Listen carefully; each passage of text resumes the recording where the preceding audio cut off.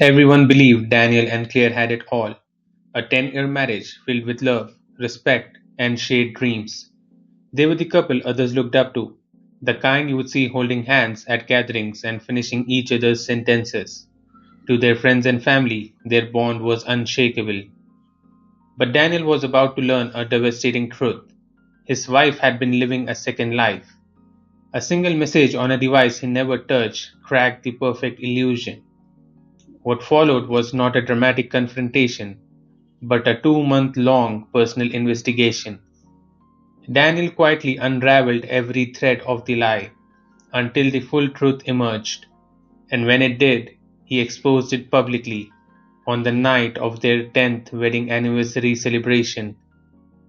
This isn't just a story about cheating, it's a story about how one man turned heartbreak into clarity and took back his power in the most unforgettable way. Chapter 1: The Illusion of Perfect Love. To understand how hard Daniel fell, you have to see how high he was standing. He and Claire had been together since their mid 20s, two people with ambition, laughter, and a shared belief in commitment. They built a life in a quiet suburb just outside the city. Daniel worked in IT, Claire in marketing. They had a cozy home with a garden Claire loved, a golden retriever named Max, and Friday night traditions like movie marathons and homemade pizza. Claire was the kind of woman who could walk into a room and instantly become the center of it. Charming, elegant, witty. Daniel adored that about her. He never felt the need to compete with her light. Instead, he grounded her. He planned the vacations, organized the bills, cooked most nights. Their life was predictable, but in a comforting way. So when they began planning a party for their 10th anniversary, Daniel felt proud. 10 years, a decade. That meant something. They invited close friends, extended family, even colleagues. Claire was excited, almost more than him. She chose the caterer, tested wine pairings, arranged for a custom slideshow of their years together. And all the while, she was hiding something. Someone. Chapter 2: The Subtle Shift. The first changes were almost invisible. Claire had always been open with her phone, leaving it on the counter, laughing at messages in front of him. But lately it was always locked, face down, or slipped into her purse the moment she saw him. She began working later than usual. New client campaign, she said. Lots of late nights. Daniel, supportive by nature, didn't question it. He cooked her favorite meals and waited patiently while she stayed at the office. But then Fridays became her busiest days. Spontaneous business trips started popping up. Just a quick overnight, she would say breezily, kissing him goodbye. What should have felt suspicious only made Daniel feel guilty. When he expressed concern, she sighed and said, Daniel, I'm under pressure and I need your support, not suspicion. Her tone was just disappointed enough to silence his doubts, and so he backed off. Chapter 3: The Message That Changed Everything. The unraveling began on a quiet Tuesday morning. Claire had left for her spin class, and Daniel was doing a bit of cleaning. Her old tablet, long unused, was on the coffee table. It blinked awake as he passed. Curious, he tapped it. The device was still synced to her messaging apps. A single message preview lit up the screen. Last night was incredible. Can't wait to see you again. Same time Friday? The sender's name, Marcus. Daniel froze. Friday, Claire had been in a client meeting until 11 p.m. He read the message again, then again. The message didn't read like something between colleagues. It read like a secret. His first reaction was disbelief, but it was quickly replaced by something sharper, controlled, focused. He didn't confront her, not yet. He needed more than a text. Chapter 4. The Plan to Uncover Everything. That night, he said nothing. He smiled, listened to Claire talk about her day, kissed her good night. But inside, something had shifted. Daniel wasn't going to accuse, he was going to investigate. Over the next several weeks, he played the part of the devoted husband, but behind the scenes, he turned detective, quietly digging, collecting, building a timeline. He wanted the full picture. He wanted to know how long it had been happening, who Marcus was, and how deep the betrayal went, not just for his own closure, but for the moment he would choose to expose it. He wasn't going to let her spin the narrative, not this time. Chapter 5. The Digital Trail of Deceit. The first thing he checked was their shared phone account. As Claire's calls and texts were under the family plan, he easily pulled up the logs. One number showed up hundreds of times, always in the evenings and nearly every Friday. A reverse search revealed the name, Marcus Doyle. He was the regional sales manager at a firm Claire had worked with once, over a year ago. Daniel recognized the name faintly but never thought twice about him. Claire had kept in contact, intensely. Next came social media. Marcus had a private account, but his company's page had a public photos. Daniel found them at networking events, smiling side by side, arms a little too close, eyes locked in ways colleagues didn't usually share. Claire had told Daniel those events were boring work dinners. The photos told another story. He began taking screenshots, saving call logs, compiling images. Every piece of the puzzle fit too perfectly. Chapter 6. The Hidden Life. Daniel remembered Claire's old email account, one she rarely used now. One night while she slept, he tried her typical password. It worked.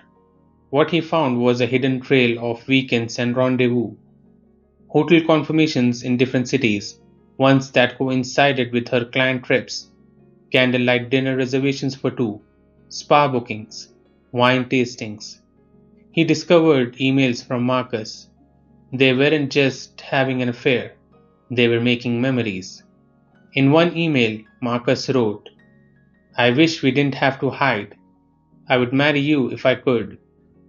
Another read, "I hate seeing you go back to him." Daniel felt nauseous. Every receipt, every message was a weight pressing on his chest. He copied every file to a secure folder, backed up the drive twice. He was done being blind. Chapter 7. The Financial Blow. Then came the money trail. Daniel combed through their credit card statements. He found charges to high-end restaurants and luxury stores, items that Claire had dismissed as client expenses. But he also found something worse, a statement from a credit card he never knew existed. It was addressed to a P.O. box. The balance? Over $14,000. Jewelry stores, men's grooming kits, a weekend booking at a private vineyard resort. It was painfully clear. Claire wasn't just emotionally unfaithful, she was funding a life with Marcus behind his back, using money from their shared account and hiding the rest. This wasn't just betrayal, it was fraud. Chapter 8. Preparing for the Showdown. As their anniversary party drew near, Daniel finalized the plan. The guest list was large: friends from college, extended family, Claire's co workers. Everyone who had believed in their love would be there. And Daniel decided that if Claire wanted to build her lies publicly, he would reveal the truth publicly. He had the photos, the receipts, the emails, the hotel bookings, the credit card statements, all neatly organized into a presentation. He prepared a speech, not one of heartbreak, but one of awakening. And then he waited. Chapter 9. The Calm Before the Storm. The day of the party was warm and beautiful. The backyard was decorated with twinkling lights and fresh flowers. Laughter filled the air. Glasses clinked. Claire looked radiant, playing the perfect hostess, greeting guests, her hand always briefly touching Daniel's in public. She had even arranged a slideshow of their best memories. But Daniel wasn't smiling. Not really. Because he saw him, Marcus, standing near the bar, chatting with a group of Claire's colleagues.